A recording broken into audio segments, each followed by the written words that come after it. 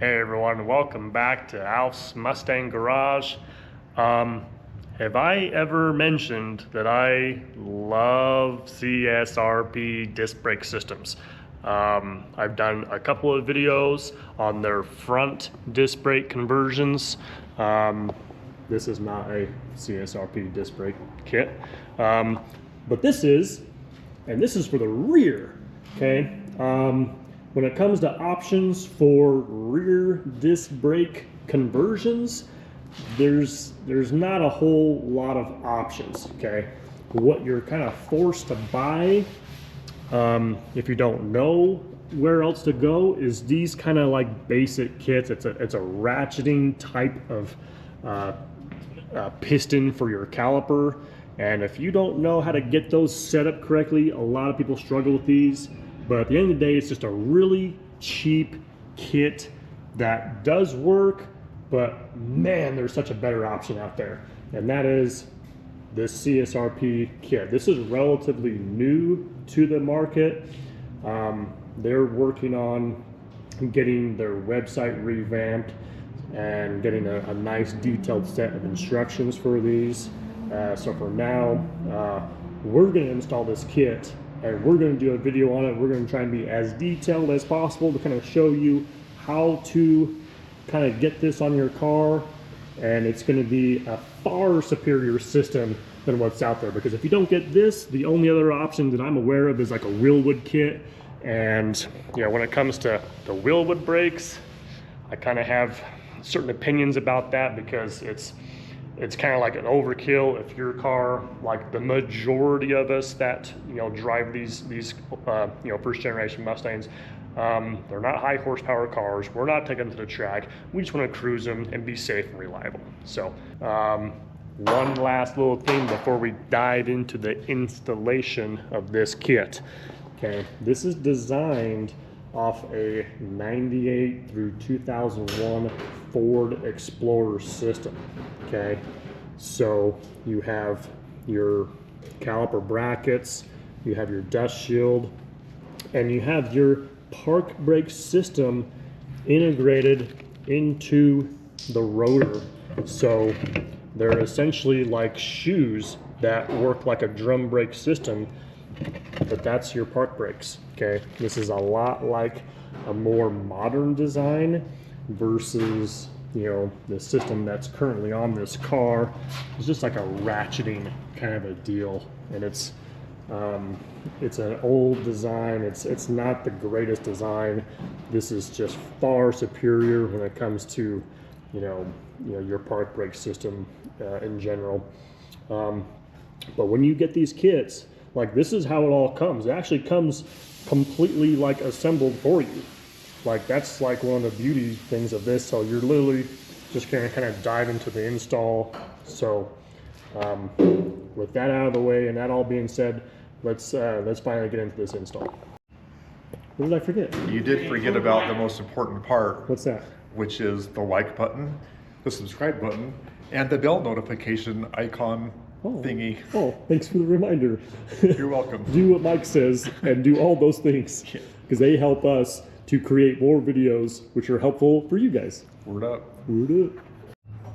Okay, so we are gonna film the right hand side. I am not gonna film both sides, just to kind of keep the video to a minimum length here, but also try and be as detailed as possible. So with this particular car, we are obviously starting with a disc brake kit that's already installed on the rear. So we want to upgrade this system. This is kind of like, I'm not sure where this kit came from, but it's a very popular kit that I've seen a lot of. And it kind of has like the ratcheting style park brake where you have to kind of like, kind of ratchet it up in order to adjust it and whatnot. And it's fine, like these systems work, but I'm already just like very, very impressed with how the CSRP kit kind of goes together. So we're going to start by taking this all off. Obviously, most of you that are going to be doing this are going to be working with drum brakes, so you just got to get the drums off, get the whole backing plate system off, and then we're going to pull the axle out. Yeah, so these calipers just kind of like a really long slide pin bolt. It just kind of goes all the way through.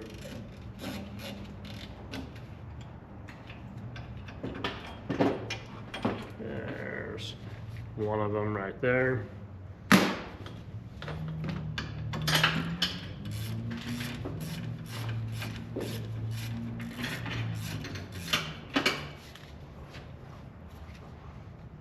Holy moly. Don't want to let go. Okay, here's the second one. Oh, What was that? you have to pull the brake line off first. Yep. Okay. So I'll just kind of set that right there. Pull this rotor off. Okay, so whether you have a drum brake or a disc brake that you're working with, you do have to disconnect your brake line. So if you're working with a drum brake, you have a hard line that goes all the way up to your wheel cylinder. This one already has like the flexible line that goes into, you know, a main line. So just kind of like keep that in mind. But either way, you're disconnecting the brake line. So, and you have like a little mounting tab right here. These have already been welded on because this has already been converted to a disc brake system. But your new kit will come with a little bracket right here, okay? It also comes with a large band clamp. So if you don't, you know, have a welder, you can just band clamp it to your rear axle and then you're in business, so. Okay, so you just gotta get all this bracketry off of here. This is again, you know, part of the old disc brake setup. If you're working with a drum brake original setup, you still have, you know, axle flange nuts that you have to, you know, get to, and you kind of have a little access hole here on the axle. You know, you can kind of get one nut, rotate it around, and get to the next nut right there. So that's going to be similar on a drum brake versus a disc brake. So.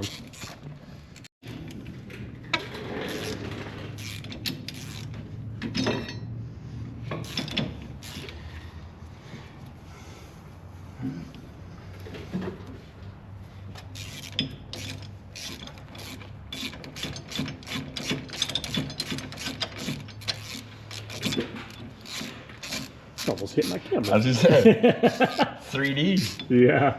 Whoa, it's like coming right at you. Okay, so once you have all those nuts off, you're gonna have a retainer.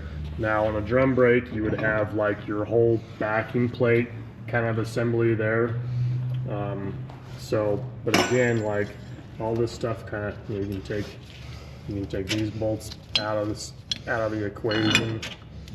Justin's gonna kind of set up his slide hammer here to get ready to slide the axle right out. Okay, so again, kind of referencing a drum system, like if you're working on a drum, like you're gonna have the whole backing plate assembly, but your axle will be able to slide out, and then you can kind of remove the assembly as a whole of the drum. So these slide hammers, you can rent most of these at your local, you know, O'Reilly's or AutoZone generally kind of has these. If you don't want to do that, there are other ways to, you know, flip your drum around backwards and use it as a makeshift slide hammer. But, you know, we have the tools. It makes it really slick and easy. And, you know, axle shaft is completely out just like that. Okay, now you can just slide your axle shaft right on out of there. Just like that. So this is like a really cool thing. This is another kind of really nice detail that I love about the CSRP kits, whether it's front or rear. They just kind of think of like everything that you could possibly need. And one of those things is an axle seal. Most of the cars that I get into the shop have leaky axle seals. It's just like one of those things that just kind of gets kind of forgotten about or neglected a little bit. So yeah, you get in your kit an axle seal. Okay, so in order to get the seal out, I have these little seal tools. I'll post a link in the description as to where you can get those little guys, but essentially that's going to go right in there like that, and it kind of creates a little T so that as you slide that out, it's going to pop that seal right out. And you'll still use the slide hammer for that as well. So while Justin's doing that, we're going to kind of talk about wheel bearings. So in your kit, you're going to get included some rear axle bearings. Now, this is kind of an optional thing. You don't have to replace your axle bearings. Mostly because, you know, when you're working with a rear axle, let me kind of show you here. These suckers are pressed off. Oh, and there's your seal right there, and kind of gives you a good little visual there. But these rear axle bearings, they're pressed on, which means to get them off can sometimes be a bit of an ordeal. I understand that most people just doing this at your home, you may not have, you know, the tools or the capability to do this. So I would, you know, suggest if it's any sort of intimidating whatsoever, or you don't have the tools, just take your axle to your local machine shop. They can cut this one off for you or press it off and then press on a new one for you. So because it's optional to do this, okay, they're going to send you 2 different bearing retainers. Okay, if you don't replace your rear wheel bearings, you're going to use this style retainer.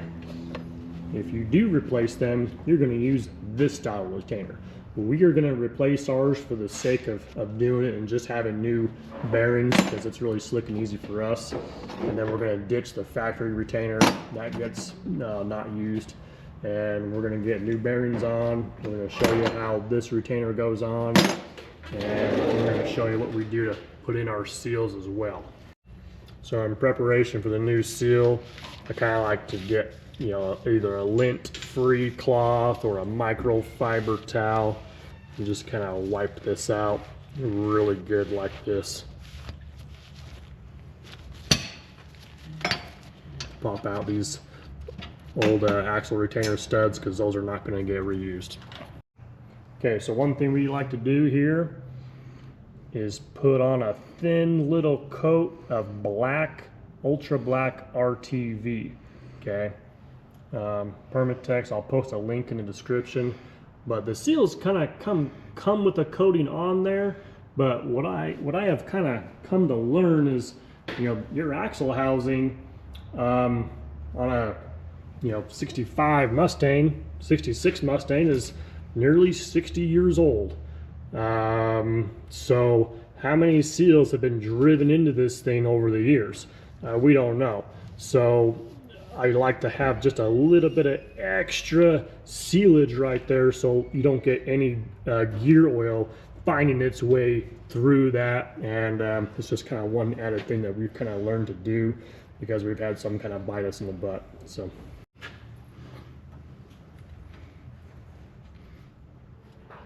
which way does that seal go in there? The spring side in. Spring side in. Yeah, don't do it backwards. It's not going to seal up.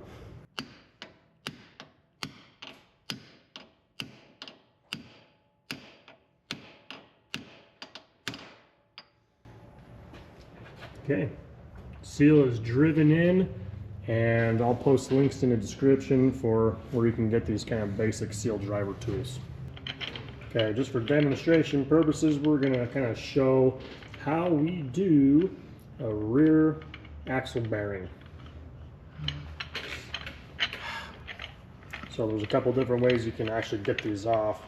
In the old service, you know, Ford service manuals, it kind of tells you to kind of essentially use a chisel and like cut this open and hammer the sucker off. But you know, today we have some better stuff that we're going to use.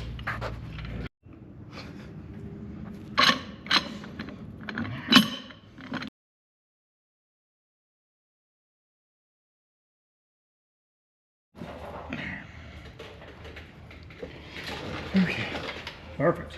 Now you're ready to send it over to the press? All right. Safety glasses.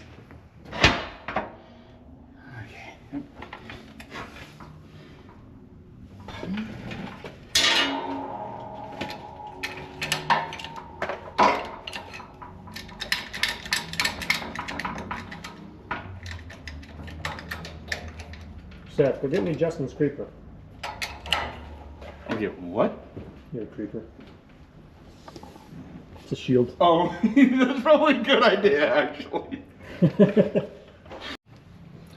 Okay, so here is the setup in our press. I understand that not everyone's going to have one of these in their garage, so again, you know, I highly recommend just take it to your machine shop. They'll make real quick work of this, and it's worth every penny. We have the tools, and we also have the safety gear. So, because sometimes some of these rear axle bearings, they kind of come off in a little bit of an explosion. That's not every time, but you know, you want to be prepared in case things kind of get ugly. Okay.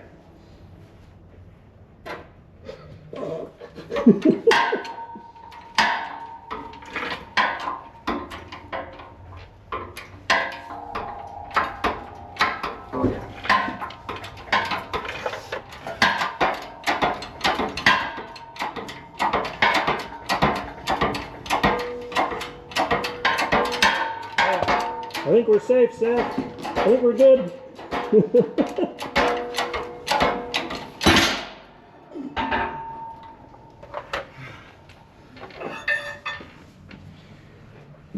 There she is, yeah.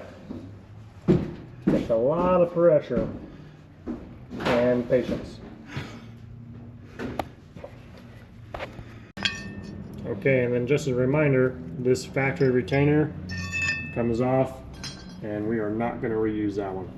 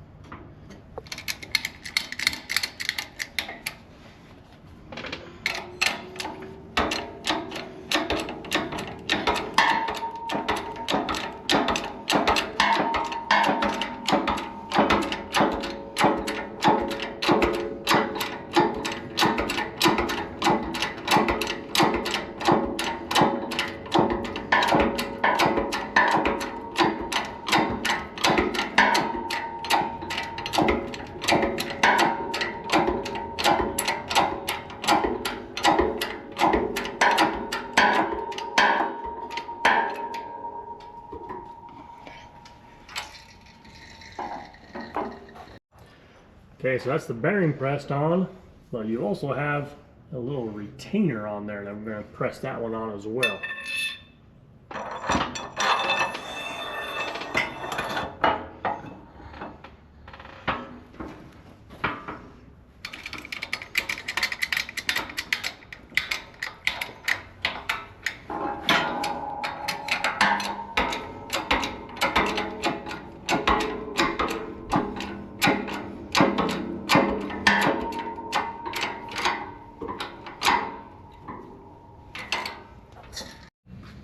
Okay, so now your axle shaft is ready to go back in almost.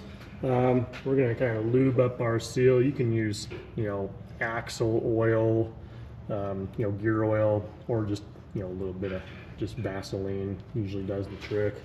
So that way you're not putting the axle shaft in there dry and destroying your brand new seal.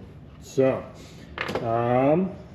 you're not quite ready to install it yet. So let's talk about this park brake assembly and the backing plate and everything first. So this is kind of like a cool little thing that comes pre-assembled, ready to go. And if you'll notice, the axle retainer bolts are already have the caliper bracket like mounted to the backing plate. Okay. Now the reason for that is they installed this with a little light film of red RTV. Now that's meant to kind of serve as like a dust gasket, but it also kind of serves as, this is going to hold itself together, because it gets a little awkward when you're like installing this whole assembly into the housing.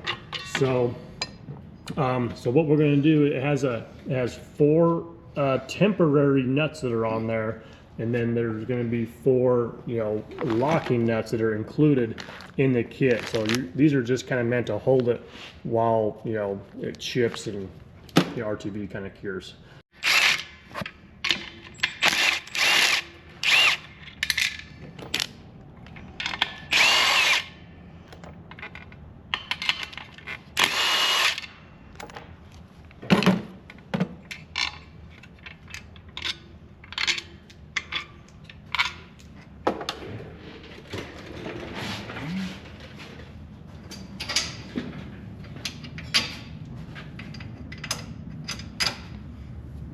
Yeah, and those studs go right back in like this.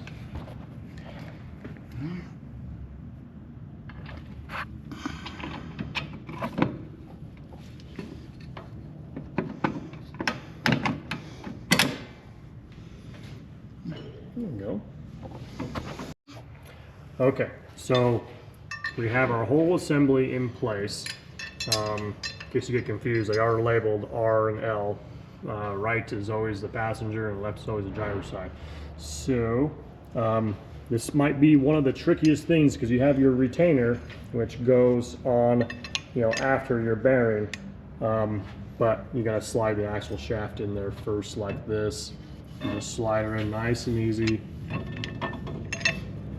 and then you're gonna try to line up. Oops. So it's probably a little easier to get your axle splined in. And then let me see that retainer first, Justin. Just gonna, okay, so it goes in this way, not this way. So we're gonna put her in like that. It's easier to get your axle splined in, and then try to line this up while simultaneously holding the studs in the back of the backing plate and get it all kind of together all at once.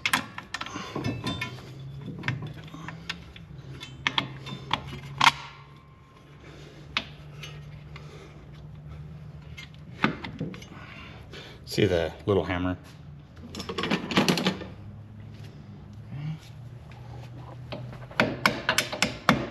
This might be the trickiest part of this whole assembly.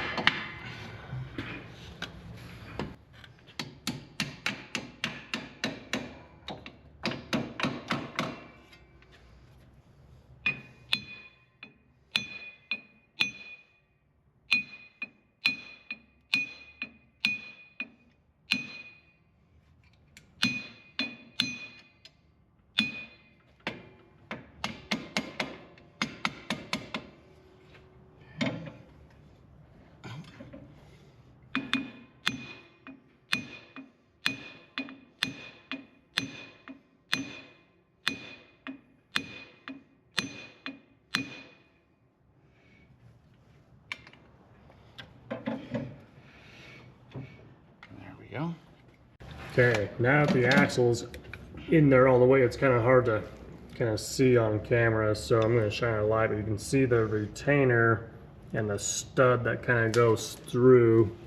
It's all kind of together, and this is kind of where you're going to fight a little bit, but again, I think if you get the axle splined in just enough that you can still slip in the retainer on, line it up to the studs, and then just kind of gently tap her in. And now you can install these nuts, not these ones, these are the temporary ones. These are the ones you're going to want to put on for the permanent version.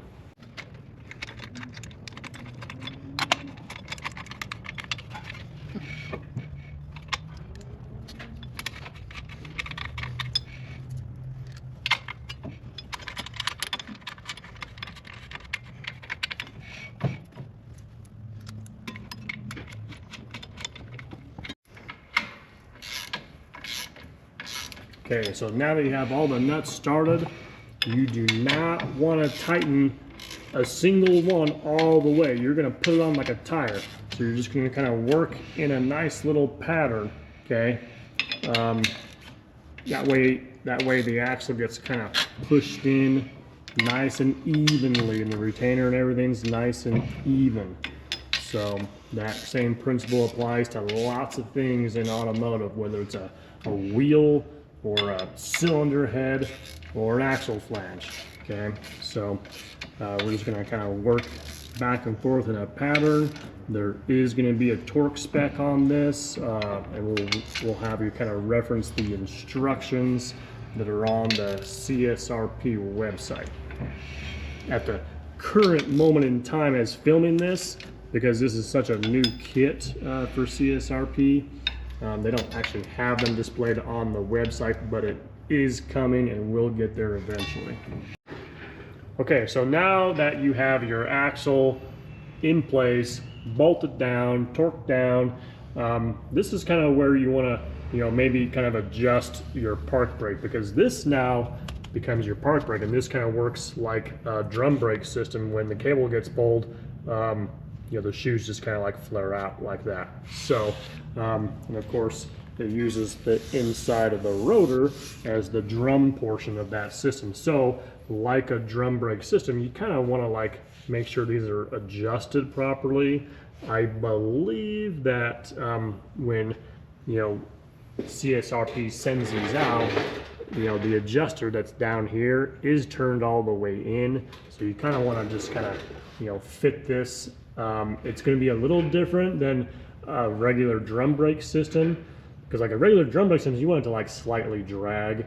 This thing, I don't want it to like slightly drag. I want it to be just before it slightly drags, because as you pull the cable, it's going to lock it down. And again, it's a parking brake system. It's not your brake system. Okay.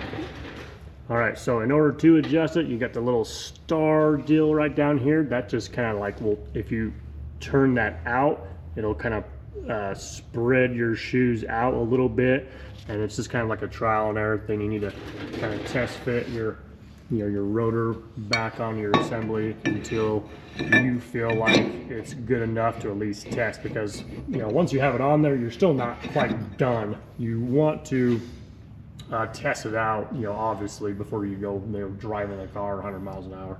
So but yeah, ultimately, if it doesn't roll when it's set and on the ground, then you're good.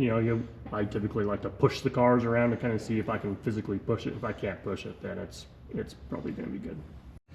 Okay, so once you have your park brake shoes adjusted to where you feel like they're good to test, here's another piece that comes in your kit. These are centering rings, okay?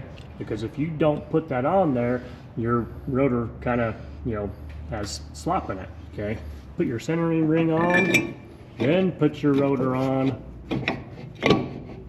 and bam, she's all centered up and ready for a caliper. Okay, here's the calipers on here. I do like to add a tiny little bit of brake caliper grease inside the boot of the slide pins.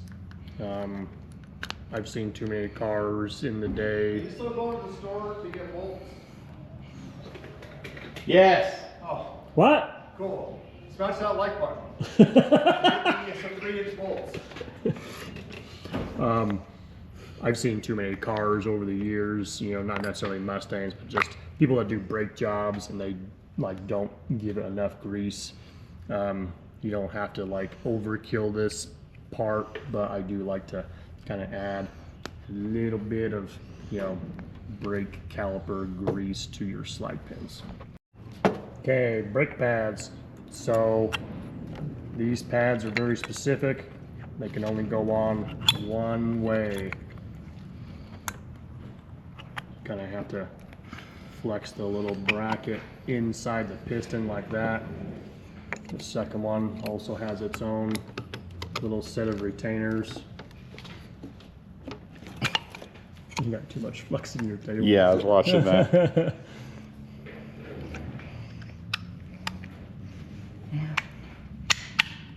Okay. And you So have to those- put the inside on before the outside. Yeah, correct. Yep. Okay, before the caliper goes on, you got little brackets right here. They go top and bottom, and then you can slide your caliper. The pads are grooved to accept that bracket.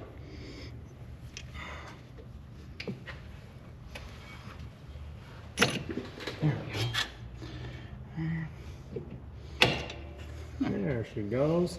What Justin was fighting back there was just a slide pin. He's just trying to like push it away from the caliper bracket to get everything to just kind of slide into place. And now you got the bolts to slide that thread into those slide pins like that.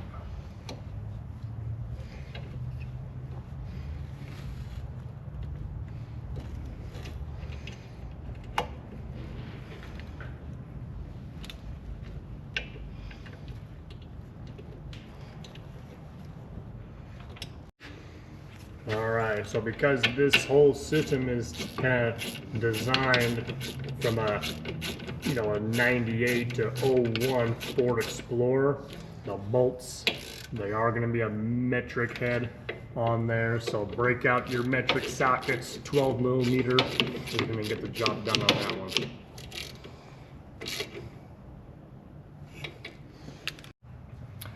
Okay, so this will be a thing that you could possibly kind of take on yourself, but if you're working with drum brakes originally, this hard line is going to go all the way up here to where the wheel cylinder used to be. Okay, you're going to have to shorten that line.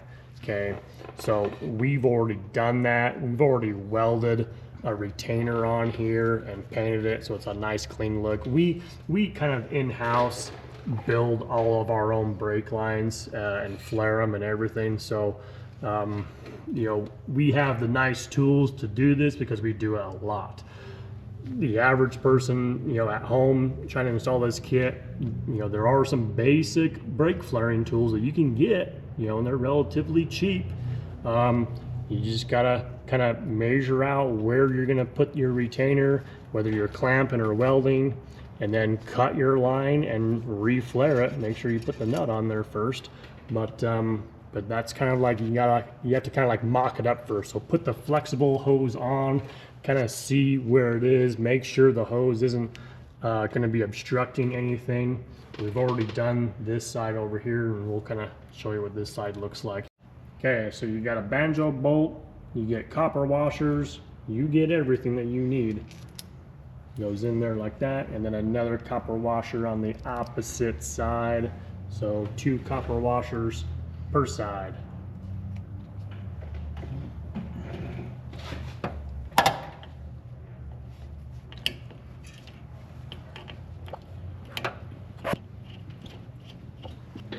Banjo bolt, this is going to be another feel thing. Okay, if you're paying attention, you're in tune with what you're doing, you're gonna feel the difference between a bolt on the brink of letting go and stretching the threads versus the copper washer just kind of crushing down. So pay attention. You can always tighten the bolt a little bit more if during the bleeding process you see brake fluid leaking past. But once you tighten it too much, then you're done for.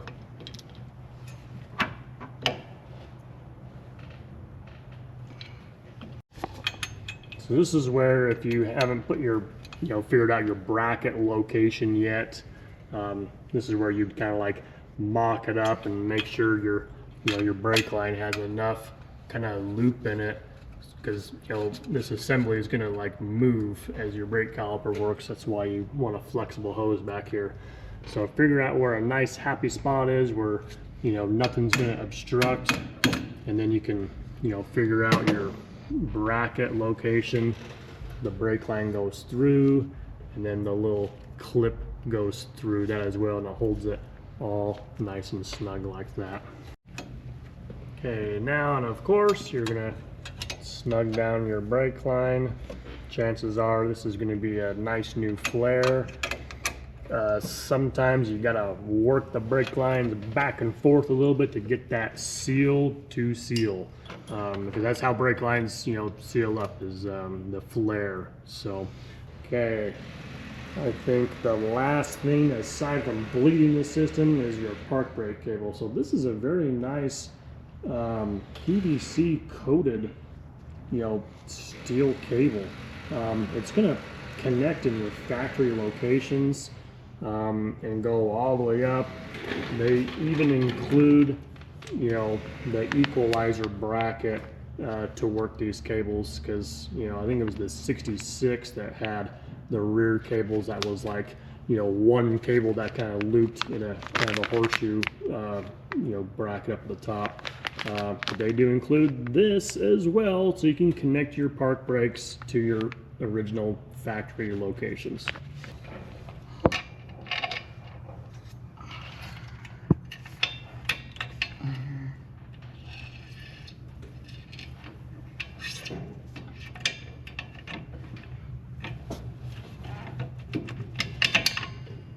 Very nice. I like it when stuff just kind of goes the way it's supposed to go.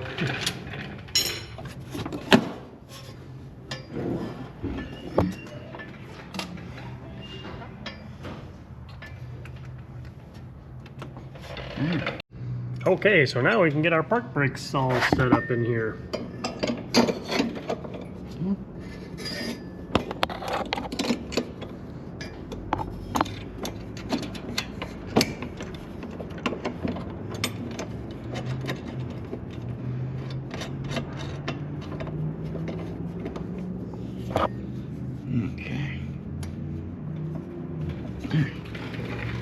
Okay.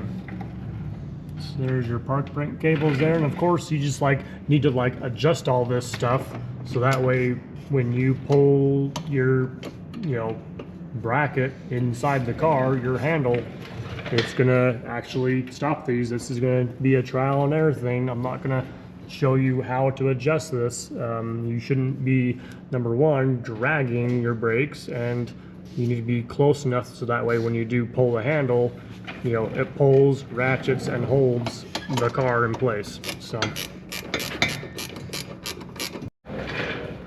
okay, well, that is your rear disc brake conversion. You're not spending big dollars on Willwood.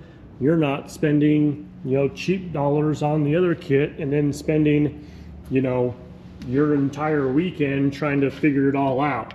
This setup is very easily done, within, you know, a half a day's time, you know, unless you're taking your axles to have, you know, those bearings pressed on and off from the machine shop. But I think as far as, you know, rear disc brakes are concerned, you want to have something that is easy to set up, is going to be reliable, and is going to function better than the original system, because at the end of the day, having 4 disc brakes is ultimately better than front disc and rear drum.